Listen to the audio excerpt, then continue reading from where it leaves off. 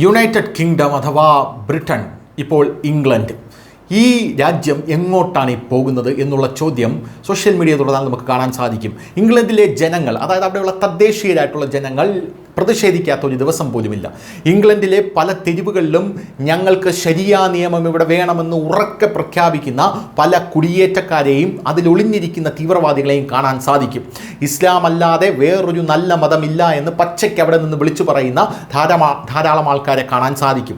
പല പൊസിഷനുകളും ഇപ്പോൾ അവിടെ മുസ്ലിങ്ങൾ കയ്യേറിക്കഴിഞ്ഞു എന്ന് പല ഇൻഫ്ലുവൻസർമാരും തങ്ങളുടെ സോഷ്യൽ മീഡിയ വഴി വിളിച്ചു പറയുന്ന കാഴ്ച നമുക്ക് കാണാൻ സാധിക്കും. അതുകൊണ്ട് തന്നെ ഇപ്പോൾ ഇംഗ്ലണ്ടിൽ തീവ്ര വലതുപക്ഷ പാർട്ടികൾ ശക്തി പ്രാപിച്ചു വരികയാണ്.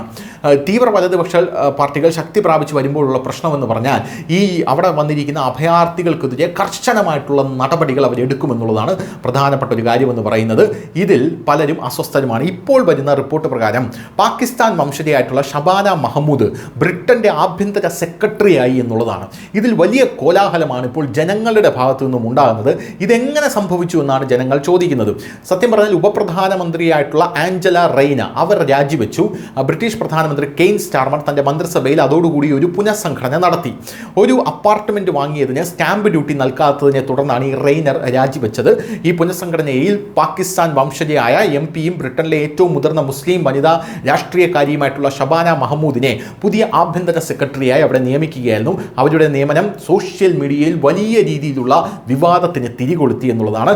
UK-യിലെ ബർമിംഗ്ഹാമിലാണ് 44-കാരിയായിട്ടുള്ള ഷബാന മഹമ്മൂദ് ജനിച്ചത്. കശ്മീരി വംശജയായിട്ടുള്ള മാതാപിതാക്കളുടെ മകളാണ് അവർ.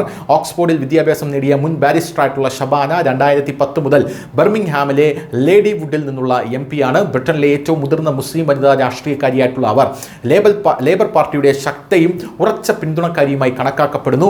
മുൻപ് നിരവധി വകുപ്പുകൾ അവർ വഹിച്ചിട്ടുണ്ട്. എന്നാൽ മുൻ ലേബർ നേതാവ് ജെറമി കോർബിൻ്റെ ടീമിൻ്റെ ഭാഗമായിരുന്നില്ല അവർ എന്നുള്ളതാണ് പ്രധാനപ്പെട്ട ഒരു കാര്യം. ഇപ്പോൾ ആഭ്യന്തര സെക്രട്ടറി എന്ന നിലയിൽ ഇമിഗ്രേഷൻ ബോട്ടുകൾ, അഭയാർത്ഥി ഹോട്ടലുകൾ എന്നിവയിലൂടെ അനധികൃത അതിർത്തി കടന്നുള്ള കുടിയേറ്റം പോലുള്ള സെൻസിറ്റീവ് വിഷയങ്ങൾ ഇവർ കൈകാര്യം ചെയ്യേണ്ടി വരും. സ്വാഭാവികമായിട്ടും ഇവർ ഒരു പാകിസ്ഥാൻകാരിയാണ്. ഇപ്പോൾ ഈ കുടിയേറ്റം പോലുള്ള സെൻസിറ്റീവ് വിഷയങ്ങൾ ഇവർ കൈകാര്യം ചെയ്യുമ്പോൾ ഇവർ അവർക്ക് ഫേവർ ചെയ്യും എന്നാണ് ഇപ്പോൾ ബ്രിട്ടനിലുള്ള തദ്ദേശീയരുടെ വലിയ രീതിയിലുള്ള ചൂടേറിയ പ്രതികരണങ്ങൾക്ക് കാരണമായിരിക്കുന്നത്. എക്സിൽ നിരവധി ഉപയോക്താക്കൾ ഇവരെ ന്യൂനപക്ഷ സമൂഹങ്ങളുടെ വർദ്ധിച്ചു വരുന്ന രാഷ്ട്രീയ സ്വാധീനത്തിൻ്റെയും സംയോജനത്തിൻ്റെയും പ്രതീകമായി വിശേഷിപ്പിക്കുകയാണ്. ചില ഉപയോക്താക്കൾ ഇവരെ കർശനമായിട്ടുള്ള കുടിയേറ്റ നയങ്ങൾ കാരണം ആ നിയമങ്ങൾ ഇവർ മാറ്റിമറിക്കുമെന്നുള്ള ആശങ്കകളാണ് പ്രകടിപ്പിക്കുന്നത്. മന്ത്രിസഭയിൽ വമ്പിച്ച മാറ്റങ്ങളാണ് ഇപ്പോൾ ബ്രിട്ടനിൽ വരുന്നത്. 14 വർഷം പഴക്കമുള്ള കൺസർവേറ്റീവ് സർക്കാരിനെ അവസാനിപ്പിച്ചുകൊണ്ട് 2024 ജൂലൈയിലാണ് കെയർ സ്റ്റാർമർ പ്രധാനമന്ത്രിയായി അധികാരത്തിലേർക്കുന്നത്. എന്നാൽ അതിനുശേഷം അദ്ദേഹത്തിൻ്റെ സർക്കാർ നിരവധി വിഷയങ്ങളിലാണ് അലംഭാവം കാണിച്ചതെന്നാണ് ഇപ്പോൾ സംസാരം. ക്ഷേമ പദ്ധതികളിലും പ്രായമായവർക്കുള്ള ഇന്ധന ആനുകൂല്യങ്ങളിലും ടേൺ വരുത്തേണ്ടി വന്നു.